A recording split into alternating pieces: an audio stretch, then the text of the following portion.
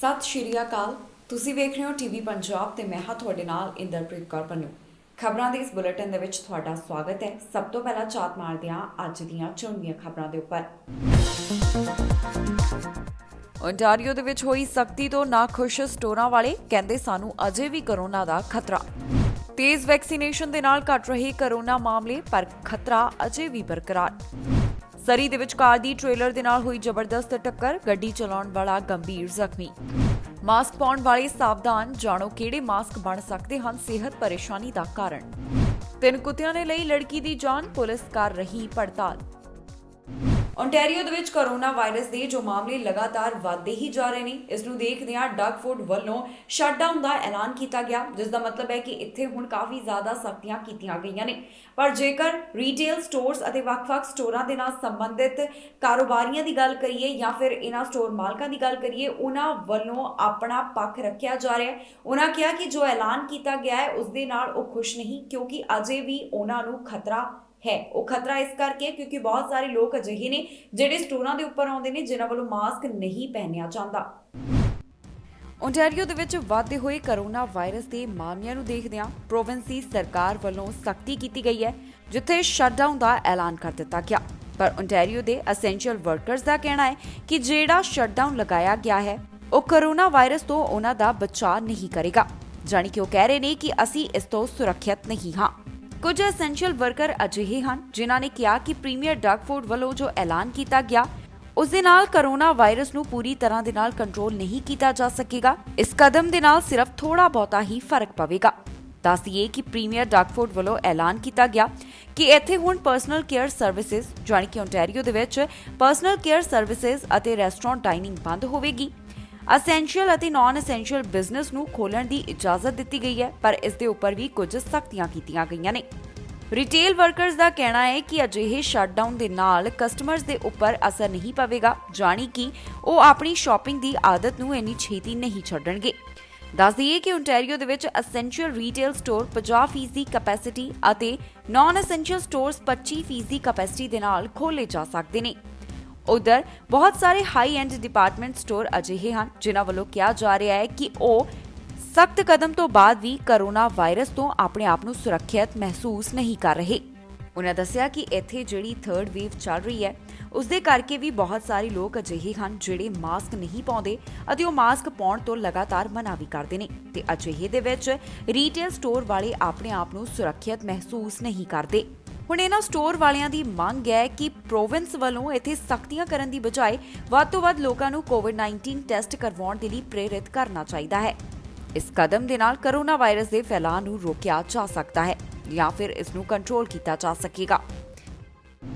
Canada ਦੇ ਵਿੱਚ ਲਗਾਤਾਰ ਵੈਕਸੀਨੇਸ਼ਨ ਚੱਲ ਰਹੀ ਹੈ ਤੇ ਉਧਰ ਜੋ ਤੇਜ਼ੀ ਦੇ ਨਾਲ ਟੀਕਾਕਰਨ ਕੀਤਾ ਜਾ ਰਿਹਾ ਹੈ ਉਸ ਦੇ ਨਾਲ ਇੰਡੀਜੀਅਸ ਕਮਿਊਨਿਟੀਜ਼ ਦੇ ਵਿੱਚ ਇਸ ਵਾਇਰਸ ਦਾ ਖਤਰਾ ਘਟਦਾ ਜਾ ਰਿਹਾ ਹੈ, ਜਾਣੀ ਕਿ ਐਕਟਿਵ ਮਾਮਲੇ ਘਟ ਰਹੇ ਨੇ। ਪਰ ਫਿਰ ਵੀ ਲਗਾਤਾਰ ਚੇਤਾਵਨੀ ਜਾਰੀ ਕੀਤੀ ਜਾ ਰਹੀ ਹੈ ਕਿ ਅਜਿਹਾ ਨਹੀਂ ਹੈ ਕਿ ਵਾਇਰਸ ਖਤਮ ਹੋ ਗਿਆ, ਅਜੇ ਵੀ ਖਤਰਾ ਬਰਕਰਾਰ ਹੈ। ਜਿਹੜੇ ਬਾਕੀ ਲੋਕ ਨੇ ਉਹਨਾਂ ਨੂੰ ਨਿਯਮਾਂ ਦਾ ਪਾਲਣ ਉਸੇ ਤਰ੍ਹਾਂ ਕਰਨਾ ਚਾਹੀਦਾ ਹੈ ਜਿਸ ਤਰ੍ਹਾਂ ਅਸੀਂ ਹੁਣ ਤੱਕ ਕਰਦੇ ਆਏ ਹਾਂ। ਜ਼ਿਆਦਾ ਤੋਂ ਜ਼ਿਆਦਾ ਵੈਕਸੀਨੇਸ਼ਨ ਦੇ ਨਾਲ ਇੰਡੀਜੀਅਸ ਕਮਿਊਨਿਟੀਜ਼ ਦੇ ਵਿੱਚ ਕੋਵਿਡ-19 ਦਾ ਖਤਰਾ ਘਟਦਾ ਜਾ ਰਿਹਾ ਹੈ। ਜੀ ਹਾਂ, ਇੱਕ ਚੰਗੀ ਖਬਰ ਸਾਹਮਣੇ ਆਈ ਹੈ। ਮਿਡ ਜਨਵਰੀ ਦੇ ਵਿੱਚ ਫਰਸਟ ਨੇਸ਼ਨ ਕਮਿਊਨਿਟੀਜ਼ ਦੇ ਅੰਦਰ ਕਰੋਨਾ ਵਾਇਰਸ ਦੇ 80% ਮਾਮਲੇ ਘੱਟ ਹੋਏ ਹਨ। ਇਹ ਜਾਣਕਾਰੀ ਇੱਥੋਂ ਦੇ ਚੋਟੀ ਦੇ ਡਾਕਟਰਾਂ ਵੱਲੋਂ ਸਾਂਝੀ ਕੀਤੀ ਗਈ ਹੈ। ਡਿਪਾਰਟਮੈਂਟ ਦੇ chief medical officer of public health ਦਾ ਕਹਿਣਾ ਹੈ ਕਿ ਇੱਥੇ 4875 ਐਕਟਿਵ ਮੱਧ ਜਨਵਰੀ ਦੇ ਵਿੱਚ ਸਿਰਫ 860 ਰਹਿ ਗਏ। ਇਹ ਜਾਣਕਾਰੀ ਮਾਰਚ 30 ਤੱਕ ਦੀ ਸਾਂਝੀ ਕੀਤੀ ਗਈ ਹੈ, ਜਾਣੀ ਕਿ ਇੱਥੇ ਮਾਮਲਿਆਂ ਦੇ ਵਿੱਚ ਗਿਰਾਵਟ ਦਿਖ ਰਹੀ ਹੈ। ਡਾਕਟਰ ਵੌਂਗ ਦਾ ਕਹਿਣਾ ਹੈ ਕਿ ਇਹ ਕਾਫੀ ਜ਼ਿਆਦਾ ਚੰਗੇ ਸੰਕੇਤ ਹਨ। ਉਹਨਾਂ ਕਿਹਾ ਕਿ ਵਾਪਸ ਅਸੀਂ ਨਵੰਬਰ ਦੇ ਮਹੀਨੇ ਦੇ ਵਿੱਚ ਜਾ ਰਹੇ ਹਾਂ, ਕਿਉਂਕਿ ਇਸ ਦੌਰਾਨ ਇੱਥੇ ਕਾਫੀ ਜ਼ਿਆਦਾ ਘੱਟ ਐਕਟਿਵ ਮਾਮਲੇ ਸਨ। ਇੰਡੀਜੀਅਸ ਸਰਵਿਸਿਜ਼ ਕੈਨੇਡਾ ਦਾ ਕਹਿਣਾ ਹੈ ਕਿ ਹੁਣ ਤੱਕ 2,46,675 ਕੋਵਿਡ-19 ਵੈਕਸੀਨ ਡੋਜ਼ ਲਗਾਏ ਜਾ ਚੁੱਕੇ ਹਨ, ਜਿਨ੍ਹਾਂ ਵਿੱਚੋਂ 612 ਫਰਸਟ ਨੇਸ਼ਨਸ ਨੂੰ ਦਿੱਤੇ ਗਏ। ਉਨ੍ਹਾਂ ਕਿਹਾ ਕਿ ਕੈਨੇਡਾ ਦੇ ਬਾਕੀ ਹਿੱਸਿਆਂ ਦੀ ਜੇਕਰ ਗੱਲ ਕਰੀਏ ਤਾਂ ਉੱਥੇ ਲਗਾਤਾਰ ਕਰੋਨਾ ਵਾਇਰਸ ਦੇ ਮਾਮਲੇ ਵਧਦੇ ਜਾ ਰਹੇ ਨੇ, ਪਰ ਇੰਡੀਜੀਅਸ ਕਮਿਊਨਿਟੀ ਦੇ ਵਿੱਚ ਇਸ ਦੀ ਗਿਰਾਵਟ ਦੇਖਣ ਨੂੰ ਮਿਲ ਰਹੀ ਹੈ, ਜਿਸ ਦਾ ਕਾਰਨ ਹੈ ਕਿ ਜ਼ਿਆਦਾ ਤੋਂ ਜ਼ਿਆਦਾ ਵੈਕਸੀਨੇਸ਼ਨ ਕੀਤੀ ਜਾ ਰਹੀ ਹੈ। ਜਾਣਕਾਰੀ ਦੇ ਮੁਤਾਬਕ ਨਾਰਥਰਨ ਟੈਰੀਟਰੀਜ਼ ਦੇ ਵਿੱਚ 70% ਦੀ ਆਬਾਦੀ ਨੂੰ ਕੋਵਿਡ-19 ਵੈਕਸੀਨ ਲਗਾਏ ਜਾ ਚੁੱਕੇ ਹਨ। ਇਸ ਮੌਕੇ ਦੇ ਉੱਪਰ ਮਿਲਰ ਨੇ ਜਾਣਕਾਰੀ ਦਿੰਦਿਆਂ ਕਿਹਾ ਕਿ ਜਿਹੜੇ ਵੀ ਐਲੀਜੀਬਲ ਇੰਡੀਜੀਅਸ ਅਡਲਟਸ ਹਨ ਉਹਨਾਂ ਨੂੰ ਜੂਨ 30 ਤੱਕ ਕੋਰੋਨਾ ਦੇ ਵੈਕਸੀਨ ਦਾ ਪਹਿਲਾ ਸ਼ਾਟ ਲਗਾ ਦਿੱਤਾ ਜਾਵੇਗਾ, ਕਿਉਂਕਿ ਜੇਕਰ ਇੰਡੀਜੀਅਸ ਕਮਿਊਨਿਟੀਜ਼ ਨੂੰ ਇਹ ਵੈਕਸੀਨੇਸ਼ਨ ਸ਼ਾਟ ਲਗਾਏ ਜਾਣਗੇ ਤਾਂ ਫਿਰ ਆਊਟਬ੍ਰੇਕਸ ਘੱਟ ਹੋਣਗੀਆਂ। ਪਰ ਇੱਥੇ ਉਹਨਾਂ ਵੱਲੋਂ ਇੱਕ ਖਾਸ ਚੇਤਾਵਨੀ ਵੀ ਜਾਰੀ ਕੀਤੀ ਗਈ ਹੈ। ਉਹਨਾਂ ਨੇ ਕਿਹਾ ਹੈ ਕਿ ਚਾਹੇ ਕੋਰੋਨਾ ਦੇ ਨੰਬਰ ਘਟ ਰਹੇ ਨੇ ਪਰ ਫਿਰ ਵੀ ਲੋਕਾਂ ਨੂੰ ਨਜ਼ਰ ਅੰਦਾਜ਼ ਨਹੀਂ ਕਰਨਾ ਚਾਹੀਦਾ तमाम ਉਹਨਾਂ ਚੀਜ਼ਾਂ ਨੂੰ ਜਿਹੜੀਆਂ ਉਹਨਾਂ ਦੇ ਭਲਾਈ ਦੇ ਲਈ ਦੱਸੀਆਂ ਜਾ ਰਹੀਆਂ ਨੇ, ਜਾਣੀ ਕਿ ਪਬਲਿਕ ਹੈਲਥ ਮੈਸ਼ਰਸ ਨੂੰ। ਉਹਨਾਂ ਕਿਹਾ ਕਿ ਕੈਨੇਡਾ ਦੇ ਵਿੱਚ ਇਸ ਸਮੇਂ ਕੋਰੋਨਾ ਦੀ ਤੀਸਰੀ ਲਹਿਰ ਚੱਲ ਰਹੀ ਹੈ, ਜਿਸ ਕਰਕੇ ਖਤਰਾ ਅਜੇ ਵੀ ਬਣਿਆ ਹੋਇਆ ਹੈ। ਜਿਹੜਾ ਯੂਨਾਈਟਿਡ ਕਿੰਗਡਮ ਦੇ ਵਿੱਚ ਕੋਰੋਨਾ ਵਾਇਰਸ ਦਾ ਵੇਰੀਐਂਟ ਪਾਇਆ ਗਿਆ ਸੀ, ਉਸ ਦੇ ਮਾਮਲੇ ਵੀ ਲਗਾਤਾਰ ਕੈਨੇਡਾ ਦੇ ਵਿੱਚ ਵਧਦੇ ਜਾ ਰਹੇ ਨੇ। ਉਹਨਾਂ ਨੇ ਦੱਸਿਆ ਕਿ ਫਾਈਜ਼ਰ ਅਤੇ ਮੋਡਰਨਾ ਵੈਕਸੀਨ ਦੋਨੋਂ ਹੀ ਇਹਨਾਂ ਕੋਰੋਨਾ ਵਾਇਰਸ ਦੇ ਵੇਰੀਐਂਟ ਦੇ ਖਿਲਾਫ ਕਾਰਗਰ ਸਾਬਤ ਹੋ ਰਹੇ ਨੇ। ਹੁਣ ਜ਼ਿਆਦਾ ਤੋਂ ਜ਼ਿਆਦਾ ਲੋਕਾਂ ਨੂੰ ਕੋਵਿਡ-19 ਦੀ ਵੈਕਸੀਨ ਜਲਦ ਤੋਂ ਜਲਦ ਲਗਾਉਣ ਦਾ ਟੀਚਾ ਰੱਖਿਆ ਜਾ ਰਿਹਾ ਹੈ ਤਾਂ ਕਿ ਕੋਰੋਨਾ ਵਾਇਰਸ ਦੇ ਫੈਲਾਅ ਨੂੰ ਰੋਕਿਆ ਜਾਵੇ। ਸਰੀ ਦੇ ਹਾਈਵੇ 91 ਦੇ ਉੱਪਰ ਸੜਕ ਹਾਦਸਾ ਵਾਪਰਿਆ ਹੈ, ਜਿਸ ਦੇ ਵਿੱਚ ਕਾਰ ਅਤੇ ਸੈਮੀ ਟ੍ਰੇਲਰ ਦੀ ਟੱਕਰ ਹੋਈ ਹੈ। ਜਾਣਕਾਰੀ ਦਿੱਤੀ ਗਈ ਹੈ ਕਿ ਕਾਰ ਚਲਾਉਣ ਵਾਲੇ ਨੂੰ ਕਾਫੀ ਜ਼ਿਆਦਾ ਗੰਭੀਰ ਸੱਟਾਂ ਆਈਆਂ, ਜਿਸ ਦੇ ਚੱਲਦਿਆਂ ਉਸ ਨੂੰ ਹਸਪਤਾਲ ਦੇ ਵਿੱਚ ਭਰਤੀ ਕਰਵਾਇਆ ਗਿਆ ਹੈ ਤੇ ਨਾਲ ਦੀ ਨਾਲ ਇਹ ਵੀ ਦੱਸਿਆ ਗਿਆ ਕਿ ਸੈਮੀ ਟ੍ਰੇਲਰ ਚਲਾਉਣ ਵਾਲਾ ਬਿਲਕੁਲ ਠੀਕ ਹੈ, ਉਸ ਨੂੰ ਕੋਈ ਵੀ ਸੱਟਾਂ ਨਹੀਂ ਆਈਆਂ। ਮਾਮਲਾ ਸਰੀ ਤੋਂ ਸਾਹਮਣੇ ਆਇਆ ਹੈ, ਜਿੱਥੇ ਗਲਤ ਡਰਾਈਵਿੰਗ ਜਾਣੀ ਕਿ ਗਲਤ ਤਰੀਕੇ ਦੇ ਨਾਲ ਗੱਡੀ ਚਲਾਉਣ ਦੇ ਕਰਕੇ ਇੱਕ ਸੜਕ ਹਾਦਸਾ ਵਾਪਰਿਆ। ਇਹ ਹਾਦਸਾ ਹਾਈਵੇ 91 ਦੇ ਉੱਪਰ ਵਾਪਰਿਆ। ਹਾਈਵੇ 91 ਦੇ ਉੱਪਰ ਜਦੋਂ ਹਾਦਸਾ ਵਾਪਰਿਆ ਉਸ ਤੋਂ ਬਾਅਦ ਆਵਾਜਾਈ ਨੂੰ ਸੀਮਤ ਕਰ ਦਿੱਤਾ ਗਿਆ, ਕਿਉਂਕਿ ਇੱਥੇ ਇੱਕ ਵਾਹਨ ਸੈਮੀ ਟ੍ਰੇਲਰ ਦੇ ਨਾਲ ਟਕਰਾ ਗਿਆ ਜੋ ਕਿ ਰੋਂਗ ਸਾਈਡ ਤੋਂ ਆ ਰਿਹਾ ਸੀ। ਇਸ ਹਾਦਸੇ ਦਾ ਕਾਰਨ ਦੱਸਿਆ ਜਾ ਰਿਹਾ ਹੈ ਕਿ ਸਸਪੈਕਟ ਵੱਲੋਂ ਨਸ਼ਾ ਕੀਤਾ ਹੋਇਆ ਸੀ, ਜਾਣੀ ਕਿ ਉਸ ਵੱਲੋਂ ਐਲਕੋਹਲ ਦਾ ਇਸਤੇਮਾਲ ਕੀਤਾ ਗਿਆ ਸੀ। ਇਹ ਜਾਣਕਾਰੀ ਰਿਚਮੰਡ RCMP ਵੱਲੋਂ ਸਾਂਝੀ ਕੀਤੀ ਗਈ ਹੈ। ਇਹ ਘਟਨਾ ਸਵੇਰੇ 3:30 ਵਜੇ ਵਾਪਰੀ, ਜਦੋਂ ਲਾਲ ਰੰਗ ਦੀ ਹੁੰਡਾਈ ਕਾਰ ਇੱਕ ਸੈਮੀ ਟ੍ਰੇਲਰ ਦੇ ਨਾਲ ਟਕਰਾ ਗਈ। ਜਦੋਂ ਇਹ ਹਾਦਸਾ ਵਾਪਰਿਆ ਉਸ ਸਮੇਂ ਹੁੰਡਾਈ ਕਾਰ ਦਾ ਡਰਾਈਵਰ ਕਾਰ ਦੇ ਵਿੱਚ ਹੀ ਫਸ ਗਿਆ ਸੀ, ਜਿਸ ਤੋਂ ਬਾਅਦ ਫਾਇਰ ਫਾਈਟਰਸ ਨੇ ਮੁਸ਼ੱਕਤ ਕਰਨ ਤੋਂ ਬਾਅਦ ਕੁਝ ਖਾਸ ਕਿਸਮ ਦੇ ਇਕਵਿਪਮੈਂਟਸ ਦੇ ਨਾਲ ਉਸ ਨੂੰ ਵਾਹਨ ਚੋਂ ਬਾਹਰ ਕੱਢਿਆ।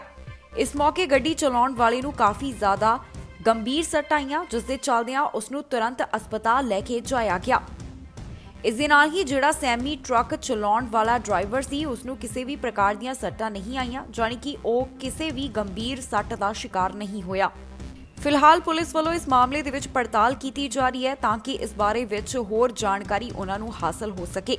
ਇਸ ਦੇ ਨਾਲ ਹੀ ਪੁਲਿਸ ਵੱਲੋਂ ਜਿਹੜੇ ਵਾਹਨ ਚਲਾਉਣ ਵਾਲੇ ਨੇ ਉਹਨਾਂ ਦੇ ਨਾਮ ਜਨਤਕ ਨਹੀਂ ਕੀਤੇ ਗਏ। ਸਿਰਫ ਤੇ ਸਿਰਫ ਇਹੀ ਜਾਣਕਾਰੀ ਸਾਂਝੀ ਕੀਤੀ ਗਈ ਹੈ ਕਿ ਜਿਹੜਾ ਕਾਰ ਚਲਾ ਰਿਹਾ ਸੀ ਉਸ ਨੂੰ ਗੰਭੀਰ ਸੱਟਾਂ ਆਈਆਂ ਤੇ ਜਿਹੜਾ ਟ੍ਰੇਲਰ ਚਲਾ ਰਿਹਾ ਸੀ ਉਸ ਨੂੰ ਕਿਸੇ ਵੀ ਤਰ੍ਹਾਂ ਦੀਆਂ ਸੱਟਾਂ ਨਹੀਂ ਆਈਆਂ, ਉਸ ਦਾ ਬਚਾਅ ਰਿਹਾ।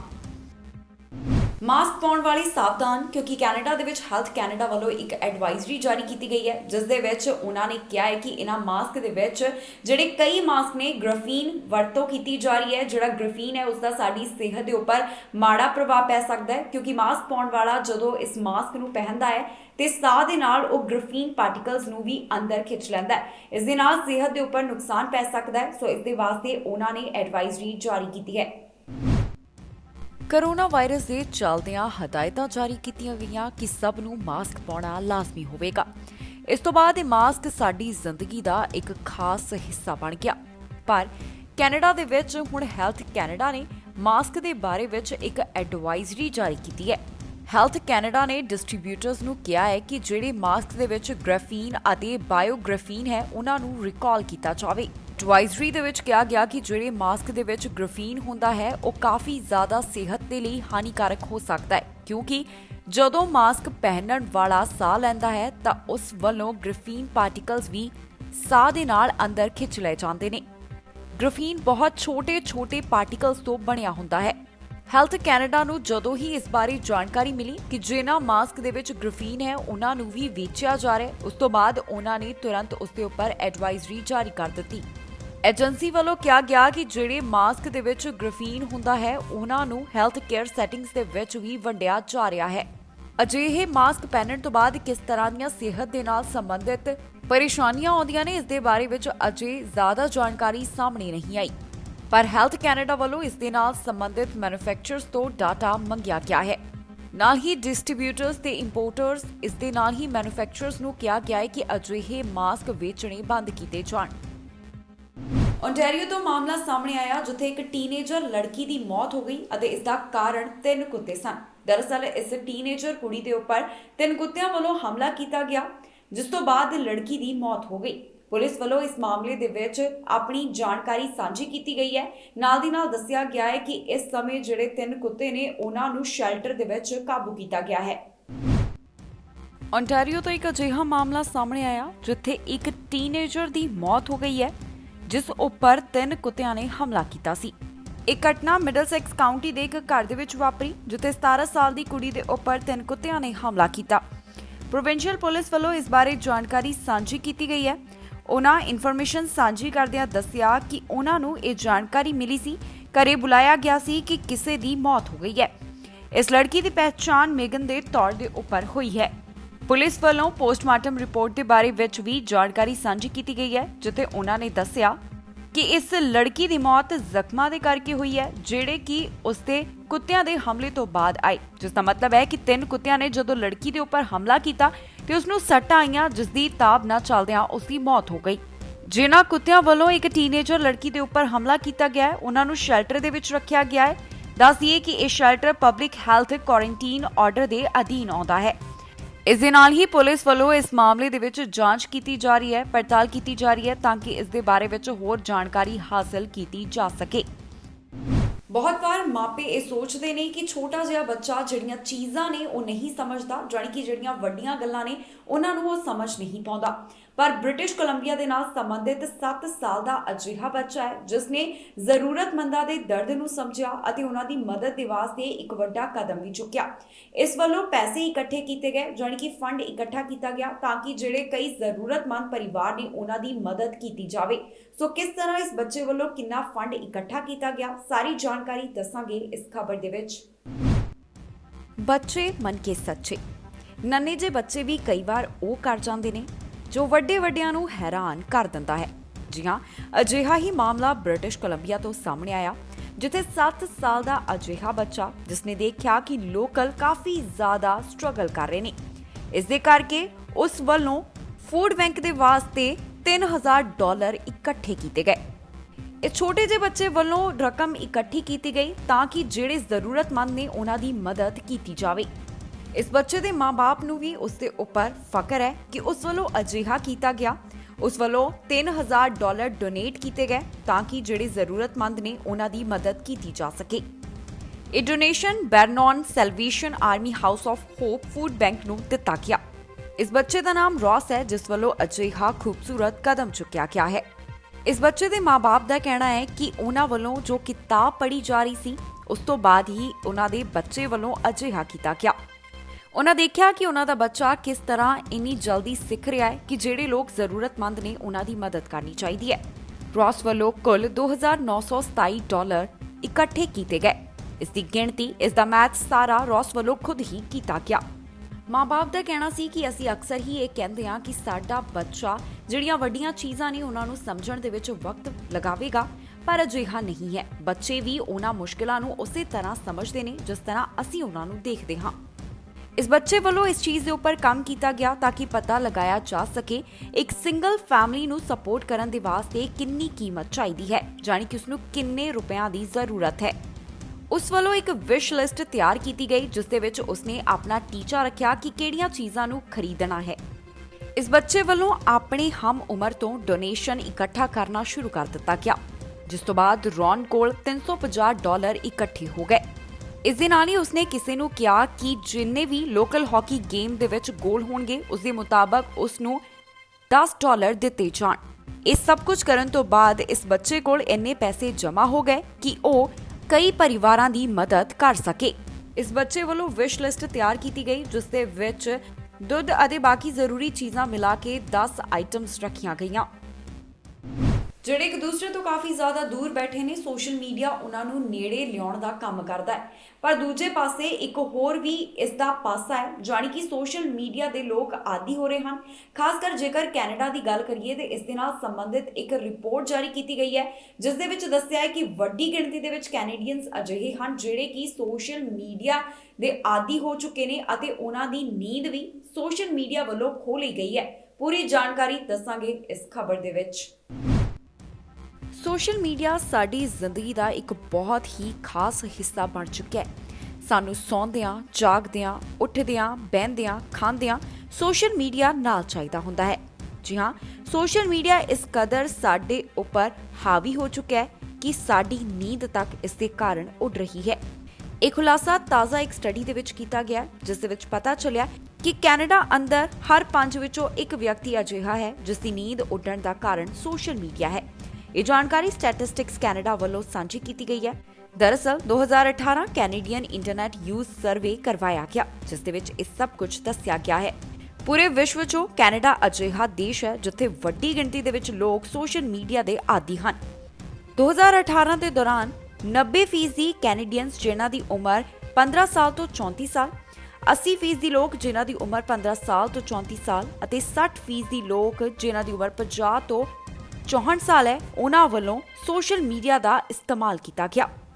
ਇੰਨਾ ਹੀ ਨਹੀਂ, ਰਿਪੋਰਟ ਦੇ ਵਿੱਚ ਤਾਂ ਇਹ ਵੀ ਪਤਾ ਚੱਲਿਆ ਕਿ 50% ਇਹਨਾਂ ਵਿੱਚੋਂ ਅਜਿਹੇ ਲੋਕ ਹਨ ਜਿਨ੍ਹਾਂ ਦੀ ਉਮਰ 15 ਤੋਂ 24 ਸਾਲ ਦੇ ਵਿਚਕਾਰ ਹੈ, ਉਹਨਾਂ ਵੱਲੋਂ 3 ਜਾਂ ਫਿਰ ਇਸ ਤੋਂ ਜ਼ਿਆਦਾ ਅਕਾਊਂਟ ਇਸਤੇਮਾਲ ਕੀਤੇ ਜਾ ਰਹੇ ਨੇ। ਇਸ ਰਿਪੋਰਟ ਦੇ ਵਿੱਚ ਪਤਾ ਚੱਲਿਆ ਕਿ ਸੋਸ਼ਲ ਮੀਡੀਆ ਦਾ ਇੰਨਾ ਜ਼ਿਆਦਾ ਇਸਤੇਮਾਲ ਕਰਨ ਤੋਂ ਬਾਅਦ ਕੀ ਪ੍ਰਭਾਵ ਪੈਂਦਾ ਹੈ। ਇਸ ਦੇ ਵਿੱਚ ਪਤਾ ਚੱਲਿਆ ਇਸ ਦੇ ਨਾਲ ਨੀਂਦ ਉੱਡ ਜਾਂਦੀ ਹੈ, ਸਾਡਾ ਧਿਆਨ ਕਿਸੇ ਵੀ ਚੀਜ਼ ਦੇ ਉੱਪਰ ਨਹੀਂ ਲੱਗ ਪਾਉਂਦਾ, ਅਸੀਂ ਬਹੁਤ ਘੱਟ ਕੋਈ ਸਰੀਰਕ ਕਸਰਤ ਕਰਦੇ ਹਾਂ ਜਾਂ ਫਿਰ ਫਿਜ਼ੀਕਲ ਐਕਟੀਵਿਟੀ ਕਰਦੇ ਹਾਂ, ਸਾਡੀ ਜ਼ਿੰਦਗੀ ਦੇ ਵਿੱਚ ਡਿਪਰੈਸ਼ਨ ਆਉਣਾ ਸ਼ੁਰੂ ਹੋ ਜਾਂਦਾ ਹੈ, ਗੁੱਸਾ ਅਤੇ ਫਰਸਟ੍ਰੇਸ਼ਨ ਵੀ ਇਸੇ ਦਾ ਹੀ ਕਾਰਨ ਹੈ। 15 ਸਾਲ ਤੋਂ 74 ਸਾਲ ਜਿਨ੍ਹਾਂ ਵੱਲੋਂ ਸੋਸ਼ਲ ਮੀਡੀਆ ਦੀ ਵਰਤੋਂ ਕੀਤੀ ਜਾ ਰਹੀ ਹੈ, ਇਸ ਦੇ ਵਿੱਚੋਂ 19% ਅਜਿਹੇ ਹਨ ਜਿਨ੍ਹਾਂ ਦੀ ਨੀਂਦ ਉੱਡ ਗਈ, 22% ਅਜਿਹੇ ਹਨ ਜਿਨ੍ਹਾਂ ਵੱਲੋਂ ਕੋਈ ਵੀ ਐਕਸਰਸਾਈਜ਼ ਕਸਰਤ ਨਹੀਂ ਕੀਤੀ ਜਾ ਰਹੀ, 18% ਅਜਿਹੇ ਹਨ ਜਿਨ੍ਹਾਂ ਵੱਲੋਂ ਕੋਈ ਵੀ ਟਾਸਕ ਜਾਂ ਫਿਰ ਕੋਈ ਵੀ ਹੋਰ ਚੀਜ਼ ਨਹੀਂ ਕੀਤੀ ਜਾ ਰਹੀ। ਹਰ 8 ਵਿੱਚੋਂ ਇੱਕ ਅਜਿਹਾ ਹੈ ਜਿਹੜਾ ਸੋਸ਼ਲ ਮੀਡੀਆ ਦੀ ਵਰਤੋਂ ਕਰਨ ਦੇ ਕਰਕੇ ਐਂਜ਼ਾਈਟੀ ਅਤੇ ਡਿਪਰੈਸ਼ਨ ਦਾ ਸ਼ਿਕਾਰ ਹੋ ਰਿਹਾ ਹੈ। ਉਸ ਦੇ ਵਿੱਚ ਗੁੱਸਾ ਵੀ ਵੱਧ ਰਿਹਾ ਹੈ ਤੇ ਉਸ ਨੂੰ ਫਰਸਟ੍ਰੇਸ਼ਨ ਵੀ ਹੋ ਰਹੀ ਹੈ। ਸੋ ਜਿੱਥੇ ਸੋਸ਼ਲ ਮੀਡੀਆ ਦੇ ਬਹੁਤ ਸਾਰੇ ਫਾਇਦੇ ਹਨ, ਜਿੱਥੇ ਇਸ ਦੀ ਵਰਤੋਂ ਕਰਕੇ ਅਸੀਂ ਬਹੁਤ ਕੁਝ ਸਿੱਖ ਸਕਦੇ ਹਾਂ, ਜਾਣ ਸਕਦੇ ਹਾਂ, ਉਧਰ ਦੂਜੇ ਪਾਸੇ ਸਾਡੀ ਜ਼ਿੰਦਗੀ ਦੇ ਉੱਪਰ ਇਹ ਇਸ ਕਦਰ ਹਾਵੀ ਹੋ ਗਿਆ ਕਿ ਸਾਨੂੰ ਇਹ ਨਹੀਂ ਪਤਾ ਚੱਲ ਰਿਹਾ ਕਿ ਇਸ ਸੋਸ਼ਲ ਮੀਡੀਆ ਦੇ ਕਰਕੇ ਅਸੀਂ ਕੀ ਖੋ ਰਹੇ ਹਾਂ।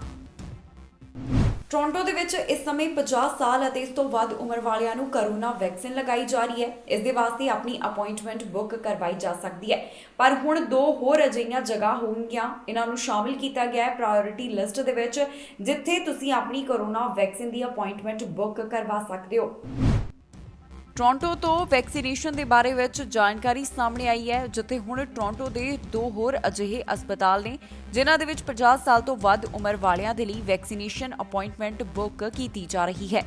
ਯੂਨਿਟੀ ਹੈਲਥ ਟੋਰਾਂਟੋ ਨੈਟਵਰਕ, ਜਿਨ੍ਹਾਂ ਦੇ ਵਿੱਚ ਸੇਂਟ ਮਾਈਕਲਸ ਹਸਪੀਟਲ ਅਤੇ ਸੇਂਟ ਜੋਸਫ ਹੈਲਥ ਕੇਅਰ ਸ਼ਾਮਿਲ ਹੈ, ਉਹਨਾਂ ਵੱਲੋਂ ਆਪਣੀ ਪ੍ਰਾਇੋਰਟੀ ਲਿਸਟ ਨੂੰ ਅਪਡੇਟ ਕੀਤਾ ਗਿਆ ਹੈ, ਜਿਸ ਦੇ ਵਿੱਚ ਉਹਨਾਂ ਨੇ ਦੱਸਿਆ ਹੈ ਕਿ ਕਿਹੜੇ ਅਪਾਇੰਟਮੈਂਟ ਬੁੱਕ ਕਰਵਾ ਸਕਦੇ ਹਨ। ਇਸ ਨਵੀਂ ਲਿਸਟ ਦੇ ਵਿੱਚ ਦੱਸਿਆ ਗਿਆ ਕਿ ਜਿਨ੍ਹਾਂ ਦਾ ਜਨਮ 1971 ਦੇ ਵਿੱਚ ਹੋਇਆ ਹੈ, ਉਹ ਵੀ ਹੁਣ ਕੋਵਿਡ-19 ਵੈਕਸੀਨ ਦੇ ਲਈ ਆਪਣੀ ਅਪਾਇੰਟਮੈਂਟ ਬੁੱਕ ਕਰ ਸਕਦੇ ਹਨ। ਦੱਸਿਏ ਕਿ ਇਸ ਤੋਂ ਪਹਿਲਾਂ ਲਿਸਟ ਦੇ ਵਿੱਚ 60 ਸਾਲ ਅਤੇ ਇਸ ਤੋਂ ਵੱਧ ਉਮਰ ਵਾਲਿਆਂ ਨੂੰ ਹੀ ਹਾਈ ਪ੍ਰਾਇੋਰਟੀ ਗਰੁੱਪ ਦੇ ਵਿੱਚ ਸ਼ਾਮਲ ਕੀਤਾ ਗਿਆ ਸੀ। ਸੇਂਟ ਜੋਸਫ ਦੇ ਵਾਸਤੇ M6K, M6N, M8V, M9A, M9B, M9C, M9R, M9V ਅਤੇ M9W ਪੋਸਟਲ ਕੋਡ ਵਾਲੇ ਆਪਣੀ ਅਪਾਇੰਟਮੈਂਟ ਬੁੱਕ ਕਰਵਾ ਸਕਦੇ ਹਨ। ਇਸ ਦੇ ਨਾਲ ਹੀ ਸੇਂਟ ਮਾਈਕਲ ਵੱਲੋਂ 50 ਸਾਲ ਅਤੇ ਇਸ ਤੋਂ ਵੱਧ ਉਮਰ ਵਾਲਿਆਂ ਦੀ ਅਪਾਇੰਟਮੈਂਟ ਨੂੰ ਬੁੱਕ ਕੀਤਾ ਜਾ ਰਿਹਾ ਹੈ। ਇਸ ਦੇ ਵਾਸਤੇ ਪੋਸਟਲ ਕੋਡ M4X, M5A ਅਤੇ M5B ਹਨ। ਦੱਸ ਦਈਏ ਕਿ ਸ਼ੁੱਕਰਵਾਰ ਨੂੰ ਮਾਈਕਲ ਗੈਰਨ ਹਸਪਤਾਲ ਵੱਲੋਂ ਐਲਾਨ ਕੀਤਾ ਗਿਆ ਹੈ ਕਿ ਇੱਥੇ ਹੁਣ 50 ਸਾਲ ਅਤੇ ਇਸ ਤੋਂ ਵੱਧ ਉਮਰ ਵਾਲਿਆਂ ਨੂੰ ਟੀਕੇ ਲਗਾਏ ਜਾ ਸਕਣਗੇ। ਅਪ੍ਰੈਲ 5 ਤੱਕ ਅਪਾਇੰਟਮੈਂਟ ਪੂਰੀ ਤਰ੍ਹਾਂ ਦੇ ਨਾਲ ਬੁੱਕ ਹੋ ਚੁੱਕੀਆਂ ਹਨ। ਇਹ ਵੀ ਜਾਣਕਾਰੀ ਸਾਂਝੀ ਕੀਤੀ ਗਈ ਹੈ। ਅਮਰੀਕਾ ਤੋਂ ਲਗਾਤਾਰ ਗੋਲੀਬਾਰੀ ਦੀਆਂ ਘਟਨਾਵਾਂ ਸਾਹਮਣੇ ਆ ਰਹੀਆਂ ਹਨ। ਕੱਲ ਹੀ ਇੱਥੇ ਵਾਸ਼ਿੰਗਟਨ ਡੀਸੀ ਦੇ ਵਿੱਚ ਵੀ ਅਜਿਹਾ ਮਾਮਲਾ ਵਾਪਰਿਆ ਸੀ, ਜਿਸ ਤੋਂ ਬਾਅਦ ਹੁਣ ਇਸ ਦੇ ਨਾਲ ਸੰਬੰਧਿਤ ਅਪਡੇਟ ਸਾਂਝੀ ਕੀਤੀ ਗਈ ਹੈ। ਦੱਸ ਦਈਏ ਕਿ ਸਸਪੈਕਟ ਵੱਲੋਂ ਇਸ ਮੌਕੇ ਦੇ ਉੱਪਰ 2 ਪੁਲਿਸ ਅਧਿਕਾਰੀਆਂ ਦੇ ਉੱਪਰ ਗੋਲੀਬਾਰੀ ਕੀਤੀ ਗਈ ਸੀ, ਜਿਸ ਦੇ ਵਿੱਚੋਂ ਇੱਕ ਦੀ ਮੌਤ ਹੋ ਚੁੱਕੀ ਹੈ। ਰਾਸ਼ਟਰਪਤੀ ਜੋ ਬਾਈਡਨ ਵੱਲੋਂ ਵੀ ਉਸ ਦੇ ਪਰਿਵਾਰ ਦੇ ਨਾਲ ਦੁੱਖ ਸਾਂਝਾ ਕੀਤਾ ਗਿਆ ਤੇ ਨਾਲ ਦੀ ਨਾਲ ਇਸ ਘਟਨਾਵਾਂ ਦੇ ਉੱਪਰ ਵੀ ਆਪਣਾ ਵਿਚਾਰ ਪੇਸ਼ ਕੀਤਾ ਗਿਆ। ਅਮਰੀਕਾ ਦੇ ਵਿੱਚ ਲਗਾਤਾਰ ਗੋਲੀਬਾਰੀ ਦੀਆਂ ਘਟਨਾਵਾਂ ਸਾਹਮਣੇ ਆ ਰਹੀਆਂ ਨੇ। ਜੋ ਕਿ ਚਿੰਤਾ ਦਾ ਵਿਸ਼ਾ ਬਣੀਆਂ ਹੋਈਆਂ ਹਨ। ਅਮਰੀਕਾ ਦੇ ਰਾਸ਼ਟਰਪਤੀ ਜੋ ਬਾਈਡਨ ਵੱਲੋਂ ਵੀ ਇਹਨਾਂ ਦੇ ਉੱਪਰ ਚਿੰਤਾ ਦਾ ਪ੍ਰਗਟਾਵਾ ਕੀਤਾ ਜਾ ਰਿਹਾ ਹੈ, ਪਰ ਇਹ ਮਾਮਲੇ ਰੁਕਣ ਦਾ ਨਾਮ ਨਹੀਂ ਲੈ ਰਹੇ। ਤਾਜ਼ਾ ਮਾਮਲਾ ਕੱਲ ਵਾਸ਼ਿੰਗਟਨ ਡੀਸੀ ਤੋਂ ਸਾਹਮਣੇ ਆਇਆ ਸੀ, ਜਿੱਥੇ ਗੋਲੀਬਾਰੀ ਦੀ ਘਟਨਾ ਵਾਪਰੀ ਸੀ। ਦੱਸ ਦਈਏ ਕਿ ਹੁਣ ਇਸ ਦੇ ਬਾਰੇ ਵਿੱਚ ਅਪਡੇਟ ਸਾਹਮਣੇ ਆਈ ਹੈ, ਜਿਸ ਦੇ ਵਿੱਚ ਦੱਸਿਆ ਗਿਆ ਕਿ ਕੈਪੀਟੋਲ ਹਿਲ ਦੇ ਬਾਹਰ ਜੋ ਪੁਲਿਸ ਮੁਲਾਜ਼ਮ ਦੇ ਉੱਪਰ ਹਮਲਾ ਕੀਤਾ ਗਿਆ, ਉਸ ਦੇ ਵਿੱਚ ਇੱਕ ਦੀ ਮੌਤ ਹੋ ਗਈ। ਦਰਅਸਲ ਕੱਲ ਇੱਥੇ 2 ਪੁਲਿਸ ਆਫੀਸਰਸ ਦੇ ਉੱਪਰ ਹਮਲਾ ਕੀਤਾ ਗਿਆ ਸੀ, ਜਿਸ ਦੌਰਾਨ ਉਹ ਦੋਨੇ ਜ਼ਖਮੀ ਪਾਏ ਗਏ। ਹੁਣ ਜੋ ਜਾਣਕਾਰੀ ਮਿਲੀ ਹੈ, ਉਸ ਦੇ ਮੁਤਾਬਕ ਇਹਨਾਂ ਵਿੱਚੋਂ ਇੱਕ ਦੀ ਮੌਤ ਹੋ ਗਈ ਹੈ ਅਤੇ ਦੂਸਰਾ ਫਿਲਹਾਲ ਹਸਪਤਾਲ ਦੇ ਵਿੱਚ ਹੈ, ਜਿਸ ਦੀ ਹਾਲਤ ਗੰਭੀਰ ਬਣੀ ਹੋਈ ਹੈ। ਇਸ ਮਾਮਲੇ ਦੇ ਬਾਰੇ ਵਿੱਚ ਪੁਲਿਸ ਵੱਲੋਂ ਸਮੇਂ-ਸਮੇਂ ਦੇ ਉੱਪਰ ਅਪਡੇਟ ਸਾਂਝੀ ਕੀਤੀ ਜਾ ਰਹੀ ਹੈ। ਪੁਲਿਸ ਵੱਲੋਂ ਜਾਣਕਾਰੀ ਸਾਂਝੀ ਕੀਤੀ ਗਈ ਸੀ ਕਿ ਇੱਕ ਗੱਡੀ ਵੱਲੋਂ ਬੈਰੀਕੇਡ ਨੂੰ ਟੱਕਰ ਮਾਰੀ ਗਈ, ਜਿਸ ਤੋਂ ਬਾਅਦ ਗੱਡੀ ਦੇ ਚਲਾਉਣ ਵਾਲੇ ਡਰਾਈਵਰ ਨੇ ਪੁਲਿਸ ਆਫੀਸਰਸ ਤੇ ਚਾਕੂ ਦੇ ਨਾਲ ਹਮਲਾ ਕਰ ਦਿੱਤਾ। ਇਸ ਦੌਰਾਨ ਪੁਲਿਸ ਵੱਲੋਂ ਵੀ ਕਾਰਵਾਈ ਕੀਤੀ ਗਈ, ਜਿਸ ਵਿੱਚ ਪੁਲਿਸ ਵੱਲੋਂ ਸਸਪੈਕਟ ਦੇ ਉੱਪਰ ਗੋਲੀ ਚਲਾ ਦਿੱਤੀ ਗਈ, ਜਿਸ ਦੇ ਕਾਰਨ ਉਸ ਦੀ ਮੌਤ ਹੋ ਗਈ ਸੀ। ਇਸ ਤੋਂ ਬਾਅਦ ਕਾਰਵਾਈ ਕੀਤੀ ਗਈ ਅਤੇ ਪੂਰੇ ਇਲਾਕੇ ਦੇ ਵਿੱਚ ਤਾਲਾਬੰਦੀ ਕਰ ਦਿੱਤੀ ਗਈ। ਇਹ ਸਭ ਸੁਰੱਖਿਆ ਦੇ ਕਾਰਨਾਂ ਨੂੰ ਧਿਆਨ ਦੇ ਵਿੱਚ ਰੱਖਦਿਆਂ ਕਦਮ ਚੁੱਕਿਆ ਗਿਆ। ਦੱਸ ਦਈਏ ਕਿ ਇਸ ਮੌਕੇ ਦੇ ਉੱਪਰ ਰਾਸ਼ਟਰਪਤੀ ਜੋ ਬਾਈਡਨ ਵੱਲੋਂ ਦੁੱਖ ਦਾ ਪ੍ਰਗਟਾਵਾ ਕੀਤਾ ਗਿਆ। ਦਰਅਸਲ ਰਾਸ਼ਟਰਪਤੀ ਜੋ ਬਾਈਡਨ ਅਤੇ ਪ੍ਰਥਮ ਮਹਿਲਾ ਜਿਲ ਬਾਈਡਨ ਨੇ ਪੁਲਿਸ ਆਫੀਸਰ ਦੇ ਪਰਿਵਾਰ ਦੇ ਨਾਲ ਦੁੱਖ ਸਾਂਝਾ ਕੀਤਾ, ਜਿਸ ਦੀ ਇਸ ਘਟਨਾ ਦੇ ਵਿੱਚ ਮੌਤ ਹੋ ਗਈ। ਇਸ ਮੌਕੇ ਦੇ ਉੱਪਰ ਜੋ ਬਾਈਡਨ ਵੱਲੋਂ ਇੱਕ ਬਿਆਨ ਵੀ ਜਾਰੀ ਕੀਤਾ ਗਿਆ, ਜਿਸ ਦੇ ਵਿੱਚ ਉਹਨਾਂ ਨੇ ਕਿਹਾ, ਯੂਐਸ ਕੈਪੀਟੋਲ ਹਿਲ ਦੇ ਬਾਹਰ ਜੋ ਘਟਨਾ ਵਾਪਰੀ ਹੈ, ਉਸ ਨੂੰ ਜਾਣ ਕੇ ਮੇਰੇ ਦਿਲ ਨੂੰ ਗਹਿਰਾ ਸਦਮਾ ਪਹੁੰਚਿਆ ਹੈ। ਇਸ ਦੇ ਨਾਲ ਹੀ ਅਮਰੀਕਾ ਦੇ ਮੀਡੀਆ ਵੱਲੋਂ ਇਸ ਵਿਅਕਤੀ ਦੀ ਪਹਿਚਾਣ ਵੀ ਦੱਸੀ ਗਈ ਹੈ। ਉਹਨਾਂ ਵੱਲੋਂ ਦੱਸਿਆ ਗਿਆ ਕਿ ਇਸ ਵਿਅਕਤੀ ਦੀ ਉਮਰ 25 ਸਾਲ ਸੀ। ਇਸ ਦੇ ਨਾਲ ਹੀ ਇਹ ਵੀ ਪਤਾ ਚੱਲਿਆ ਹੈ ਕਿ ਜਿਸ ਵੱਲੋਂ ਹਮਲਾ ਕੀਤਾ ਗਿਆ, ਜਾਣੀ ਕਿ ਜਿਹੜਾ ਇਸ ਮਾਮਲੇ ਦੇ ਵਿੱਚ ਹਮਲਾਵਰ ਸੀ, ਉਹ ਇੰਡੀਆਨਾ ਦਾ ਰਹਿਣ ਵਾਲਾ ਸੀ। ਇਹ ਹਮਲਾ ਕਿਉਂ ਕੀਤਾ ਗਿਆ, ਇਸ ਦੇ ਪਿੱਛੇ ਦਾ ਅਸਲ ਕੀ ਕਾਰਨ ਸੀ, ਅਜੇ ਨਹੀਂ ਪਤਾ ਚੱਲ ਸਕਿਆ। ਪੁਲਿਸ ਵੱਲੋਂ ਇਸ ਪੂਰੇ ਮਾਮਲੇ ਦੀ ਪੜਤਾਲ ਕੀਤੀ ਜਾ ਰਹੀ ਹੈ ਤਾਂ ਕਿ ਇਸ ਮਾਮਲੇ ਦੇ ਵਿੱਚ ਜਿਹੜੀ ਅਸਲ ਸੱਚਾਈ ਹੈ, ਉਸ ਦਾ ਪਤਾ ਲਗਾਇਆ ਜਾ ਸਕੇ। ਇਸ ਖਬਰ ਦੇ ਵਿੱਚ ਜਾਣਕਾਰੀ ਤੁਹਾਡੇ ਨਾਲ ਸਾਂਝੀ ਕਰਾਂਗੇ ਕਿ ਕੈਨੇਡਾ ਦੇ ਕਿਸ ਹਿੱਸੇ ਤੋਂ ਕਿੰਨੇ ਕਰੋਨਾ ਵਾਇਰਸ ਦੇ ਮਾਮਲੇ ਸਾਹਮਣੇ ਆਏ ਨੇ। ਦੱਸ ਦਈਏ ਕਿ ਓਨਟਾਰੀਓ ਵੱਲੋਂ ਆਪਣੇ ਕਰੋਨਾ ਵਾਇਰਸ ਦੇ ਮਾਮਲੇ ਕੱਲ ਜਾਰੀ ਨਹੀਂ ਕੀਤੇ ਗਏ ਸਨ। ਮੈਨੀਟੋਬਾ ਵੱਲੋਂ ਵੀ ਇਹ ਅੰਕੜਾ ਜਾਰੀ ਨਹੀਂ ਕੀਤਾ ਗਿਆ ਸੀ ਤੇ ਅੱਜ ਦੋਹਾਂ ਪ੍ਰੋਵਿੰਸ ਵੱਲੋਂ 2 ਦਿਨ ਦੇ ਕਰੋਨਾ ਵਾਇਰਸ ਦੇ ਅੰਕੜੇ ਸਾਂਝੇ ਕੀਤੇ ਗਏ ਨੇ। ਨਾਲ ਦੀ ਨਾਲ ਦੱਸਾਂਗੇ ਕਿ ਇਸ ਸਮੇਂ ਕੈਨੇਡਾ ਦੇ ਵਿੱਚ ਕੀ ਹੈ ਕਰੋਨਾ ਵਾਇਰਸ ਦੀ ਸਥਿਤੀ। ਓਨਟਾਰੀਓ ਵੱਲੋਂ ਕਰੋਨਾ ਵਾਇਰਸ ਦਾ ਅੰਕੜਾ ਕੱਲ ਜਾਰੀ ਨਹੀਂ ਕੀਤਾ ਗਿਆ ਸੀ। ਇਸ ਦੇ ਕਰਕੇ ਅੱਜ 2 ਦਿਨਾਂ ਦੇ ਮਾਮਲਿਆਂ ਬਾਰੇ ਜਾਣਕਾਰੀ ਦਿੱਤੀ ਗਈ ਹੈ। ਦੱਸੀਏ ਕਿ ਓਨਟਾਰੀਓ ਦੇ ਵਿੱਚ 2 ਦਿਨਾਂ ਦੇ ਅੰਦਰ 6098 ਕਰੋਨਾ ਵਾਇਰਸ ਦੇ ਮਾਮਲੇ ਸਾਹਮਣੇ ਆਏ ਅਤੇ 29 ਲੋਕਾਂ ਦੀ ਜਾਨ ਚਲੀ ਗਈ। ਸ਼ੁੱਕਰਵਾਰ ਨੂੰ ਇੱਥੇ 3099 ਮਾਮਲੇ ਸਾਹਮਣੇ ਆਏ ਅਤੇ ਸ਼ਨੀਵਾਰ ਵਾਲੇ ਦਿਨ ਜਾਣੀ ਕਿ ਬੀਤੇ 24 ਘੰਟਿਆਂ ਦੌਰਾਨ 3009 ਮਾਮਲਿਆਂ ਦੀ ਪੁਸ਼ਟੀ ਹੋਈ ਹੈ। ਟੋਰਾਂਟੋ ਤੋਂ 954, ਪੀਲ ਰੀਜਨ ਤੋਂ 434, ਯਾਰਕ ਰੀਜਨ ਤੋਂ 348, ਆਟਵਾ ਤੋਂ 205 ਮਾਮਲਿਆਂ ਦੀ ਪੁਸ਼ਟੀ ਹੋਈ ਹੈ।